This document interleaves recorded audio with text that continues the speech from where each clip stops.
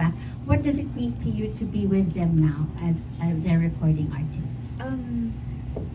Actually po, nung mga nakaraang weeks na dumalaw po kami dito and nag-usap po kami nila Boss Vic, nila Ma'am Bernie, parang, of course, I'm very happy na makatapak po dito finally again sa opisina po nila.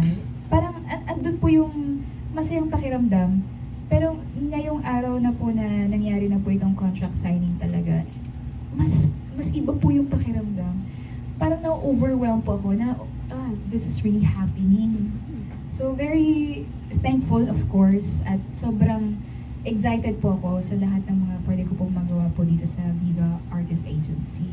Ano yung mga yun? If you can just tell us, ano yung mga hopefully gusto mong magawa ngayon that you're with them?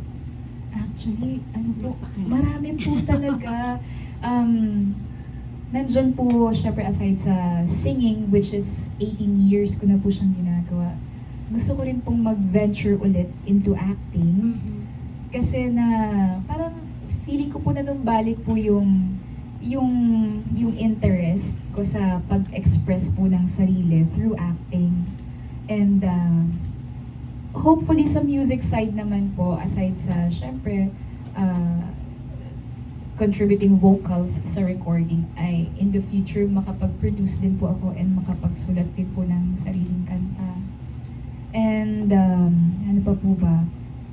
Hopefully din po sa pagdating naman po sa digital aspect, parang mas maging active and mas maging ma-i-open ko pa po yung personal life ko po, especially sa mga fans po na nag-crave kung ano bang ginagawa ni Jonah kapag pag may downtime siya or pag hindi siya as singer-performer on stage.